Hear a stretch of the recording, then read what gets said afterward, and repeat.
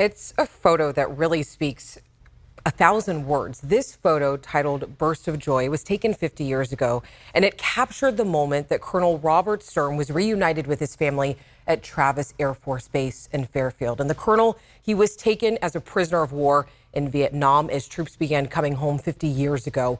And this photo, it came to symbolize the end of U.S. involvement in the Vietnam War. Military personnel and their families could begin a process of healing after enduring the horrors of war. And the Pulitzer Prize-winning moment was also captured on video here, along with many others like it, and hundreds of other POWs were reunited with their loved ones that day, touching U.S. soil for the first time since they had been freed.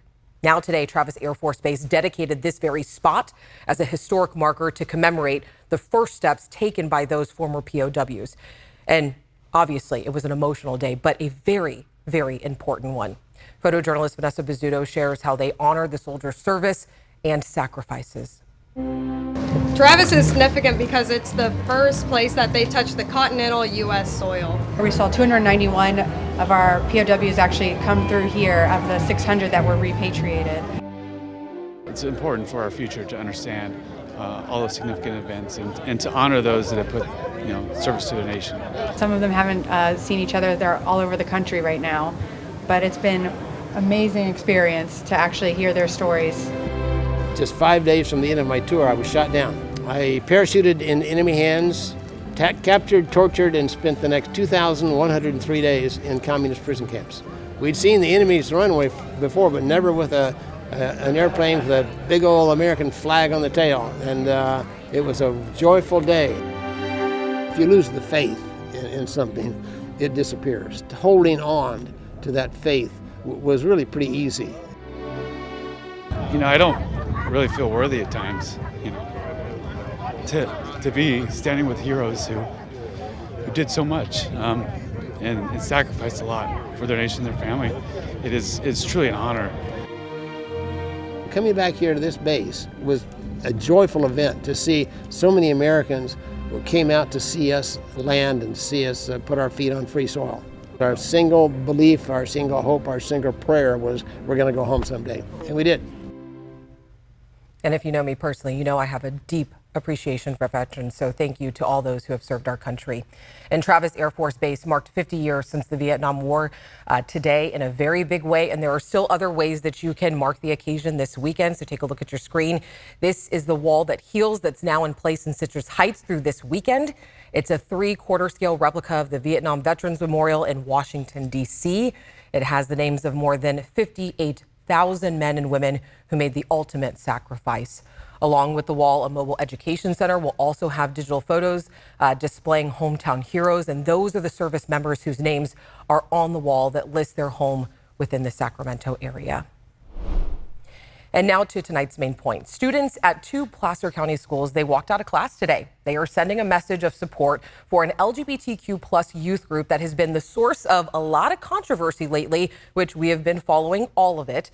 And the youth group is called The Landing Spot, and they describe themselves as a non-religious support group for LGBTQIA plus youth and their parents in Placer County. And last month, the Roseville Joint Union High School District told the group that they could no longer operate on school campuses. So today we went out to talk to the students. Becca Habegger did. And these students, they say that they don't feel supported. And then we also got the school district's response too. Take a look.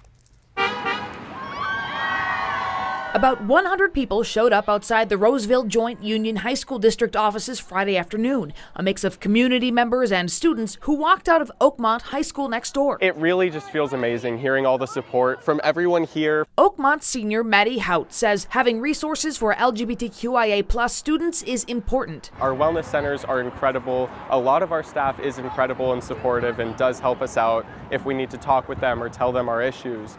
But having that external resource, especially for students whose parents aren't accepting, it's really just something that I feel is necessary for our students, for our youth. They're talking about the Landing Spot, a non-religious support group for LGBTQIA+ youth and their parents in Placer County, through Loomis Basin Congregational United Church of Christ, led by Pastor Casey Tinnen. In February, district leaders say it came to their attention there was no formal agreement between the district and the Landing Spot, something the district requires of such outside groups. So the district no longer allowed the Landing Spot to operate on district property. The fact that the school now has one less resource for their LGBTQIA students, it feels like we're getting stabbed in the back. But there's some more context here. About 2 weeks ago, an organization called Project Veritas released an undercover video of Pastor Tinnen. When they know that their queer kid is coming to me for support, they're going to be upset. Pastor Tinnen says the video was recorded without his knowledge or permission, and that he was led to believe he was speaking with parents of transgender kids seeking his advice.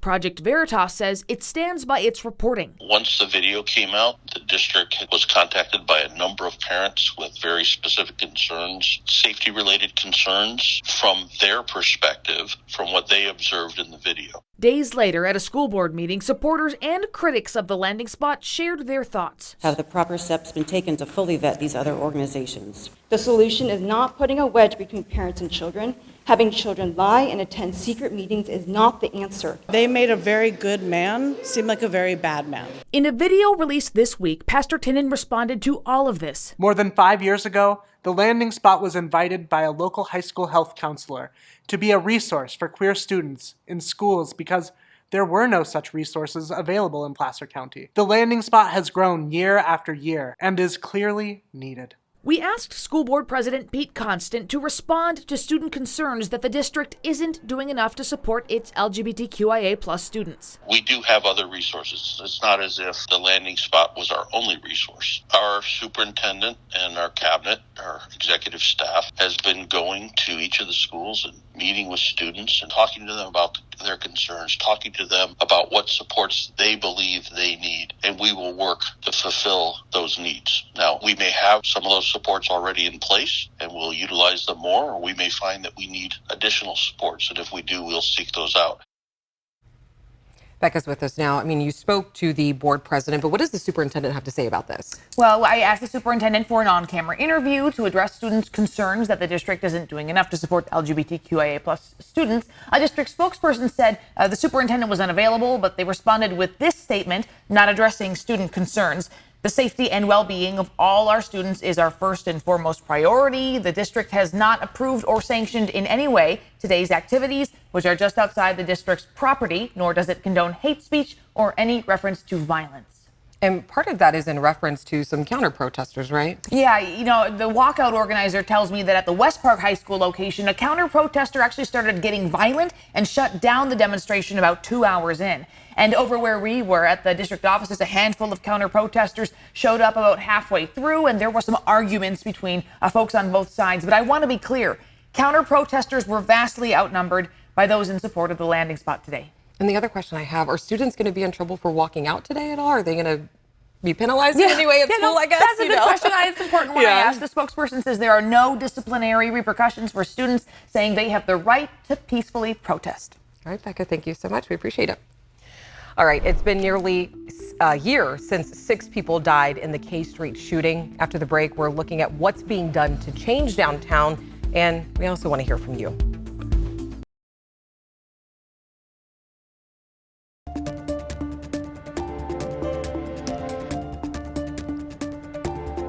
Unfortunately, Monday, it marks 1 year since 6 people were killed in a mass shooting in downtown Sacramento. There was a shootout in the middle of the night on a busy K Street. There were these victims right here, ranging from ages 21 to 57 years old. A woman experiencing homelessness was even one of the victims who was just caught in the crossfire. In all, 18 people were shot, and the suspects from rival gangs are still going through that judicial process. And here on this show on Monday, we will be in downtown looking at what happened, what has been done to ensure safety, and also stop all these tragedies like this from happening again and again. And we also want to hear from you. What changes do you want to see in downtown? You can scan the QR code on your screen to text us your answer. And also, here's a preview of what you can expect on Monday.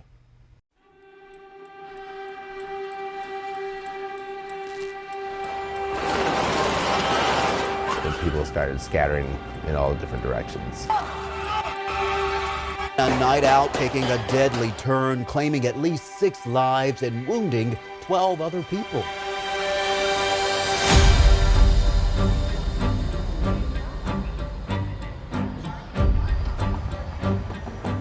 So what exactly have city officials and law enforcement done in the last year to keep K Street and our city safe?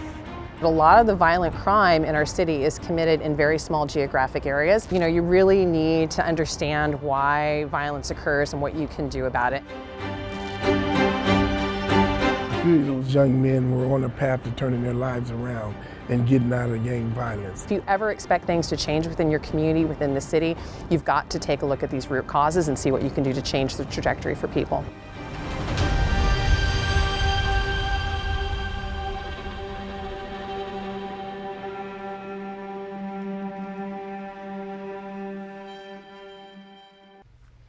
Again, we do want to hear from you. You can scan that QR code and text us your answer at 916-321-3310. Okay, after the break, we are heading to the back roads of Big Sur. The coastline, it's beautiful. It's a place to get inspired, but it got one man feeling a little bit salty.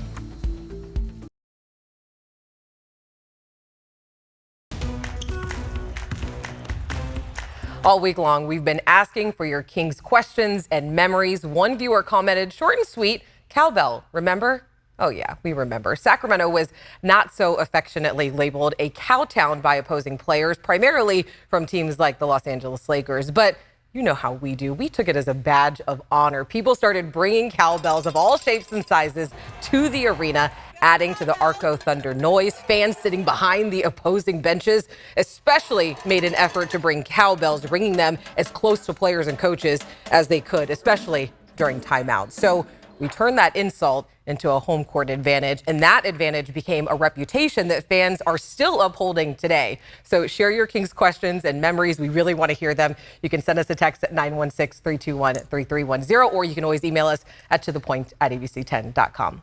All right, here are some other stories that people are also talking about today. You're going to start paying a little bit more to shop in Elk Grove starting tomorrow. Take notice because voters approved a 1% sales tax increase in November, pushing it up to 8.85%, and that's expected to bring in more than $21 million a year for the city to use on improvements. And today is Cesar Chavez Day. The state holiday and day of service honors the activists who helped unionize farm workers through nonviolent protests. And in his own words, he says that people can work together, can organize themselves to solve their own problems, and fill their own needs with dignity and strength. And nonprofit Bike Stockton is rolling out 105 electric bikes at 4 different hubs. Riders can download the Bike Stockton app and pay for an annual membership, or they can pay to ride by the minute. The program, it received a state grant to provide equitable transportation options in disadvantaged communities. And it's Friday. We have a great surprise. Brendan's here. And we have sunshine. It's great. Yeah, a double surprise, right? I hope everybody has had a great week, and especially a good Friday. Finally, things are wrapping up and we can enjoy what will be a nice weekend as well. Right now, temperatures are in the upper 50s and lower 60s. Still about 59 in Sacramento, 61 Stockton, 61 in Modesto. It's quiet out there right now. The only thing of note across California is that there was just a 4.2 magnitude earthquake. This was near Palomar Mountain, near the observatory, just to the north of it in San Diego County. You can see San Diego down there. Some shaking was felt in San Diego, in Riverside, in Palm Springs as well. So a lot of people did feel that one, but of course, way too far south for us to feel here in Northern California. Tomorrow, like I said, going to be a nice weekend, 63 degrees for a high temperature. We'll get there right around 3, 4 o'clock, 64 in Elk Grove, 66 down in Stockton and Modesto. An all-around nice day, a little bit of some Sierra snow showers both Saturday and especially on Sunday as the system passes just to our east, and you'll see that drop down here. A little bit moisture starved, not going to see much in the valley. In fact, I don't even think it's going to rain in Sacramento, Stockton, Modesto at all this weekend. We'll just be dealing with some clouds, but cooler and some Sierra snow through about Monday. But look at this high pressure. It builds in as we work towards the holiday weekend. We're going to be much warmer. In fact, you're going to notice the warming trend a little cooler through Monday, Tuesday as that system just skirts on by. And then, Alex, look at that, 76 degrees by the time we get towards Easter. Much, much warmer temperatures, above average, and honestly, much needed. That put a smile on my face. That's all I want is just a little bit of sunshine. All Things right, we thanks, love Brendan. to see. Oh, yeah. Oh, yeah. All right, inspiration comes to people in many ways. For one man, all it took was a crashing wave to inspire him to change careers and become a salt farmer. John Bartell takes us to the back roads of Big Sur to learn about the salty sea puddles.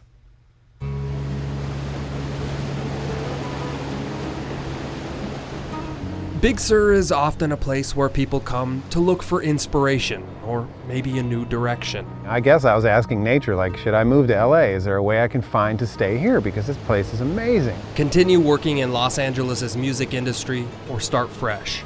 That was the question Carlo Overholzer asked himself a few years ago on a trip to Big Sur. This big wave just comes barreling down Rocky Creek and then comes up over top of me and just hits me, just nails me. Carlo didn't know it then, but Big Sur gave him an answer. And then I grabbed, some water in the bottle and took it home with me because I collect stuff like shells and rocks and things like that. Carlos's new life direction showed up a few months later after the water in that bottle evaporated. And then I was like, well, what is that in the bottom of it? So I dumped it out into my hand, and for some odd reason I tasted it, like I put weird things in my mouth, I guess. And I was like, wow, that's the best salt I've ever had in my life. The ocean has a salt concentration of about 3.5%. And that 3.5% is what directed Carlo to give up his old job and become a salt harvester. You cannot be afraid of heights here. Nope, not at all. Not if you're gonna do it on the cliffs here. Long before dream seekers like Carlo were asking the ocean for answers, Native American tribes collected salt from Big Sur cliffsides. I think I see some. Right here. As waves crash onto the rocks, ocean water pools up in little puddles, and just like Carlos's water bottle, salt formed over time. And they start to form at the bottom of the pool. So here, check this out.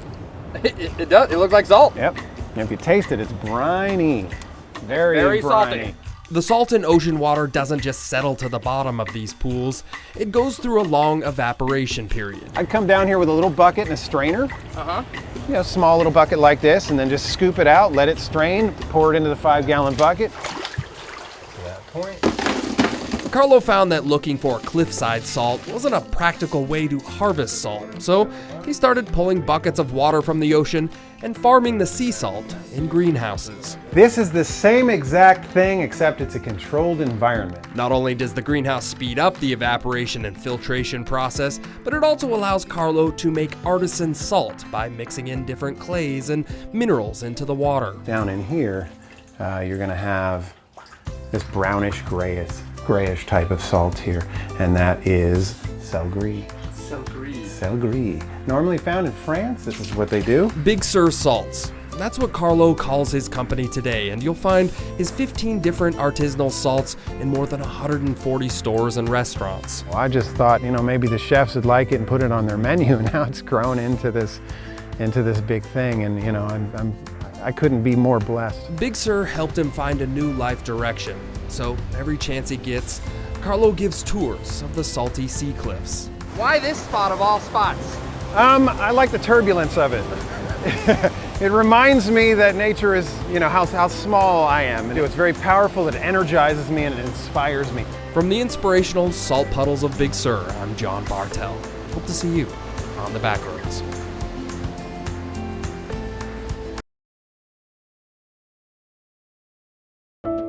Okay, for the past few days, we have been talking about reparations. The state task force has been meeting to put a price tag on making amends for slavery and racial discrimination. The number thrown out was $800 billion, and it has been a hot topic with you all. So here's what some more of you had to say that wrote into us. How come the entire continental southeast from the Atlantic to Texas isn't doing this? They're being awful quiet over there. This money, somebody else wrote in saying this money is not enough, double it. We also had another viewer who said Native Americans should benefit from reparations before any group of individuals. Let's start by giving them the entirety of their land back, and then that'll close all other topics of discussion. We also had another viewer who said in part the prisons, educational system, housing, and employment discrimination, which still exists and hinders us to this day. In regards to reparations, this is only the beginning. I just want to say that my team and I, we really appreciate hearing from you. I mean, seriously, we read all of the comments, so keep them coming. You can always send us a text at 916-321-3310, or you can always send us an email to thepoint@abc10.com. I hope you have a great weekend. We'll see you on Monday.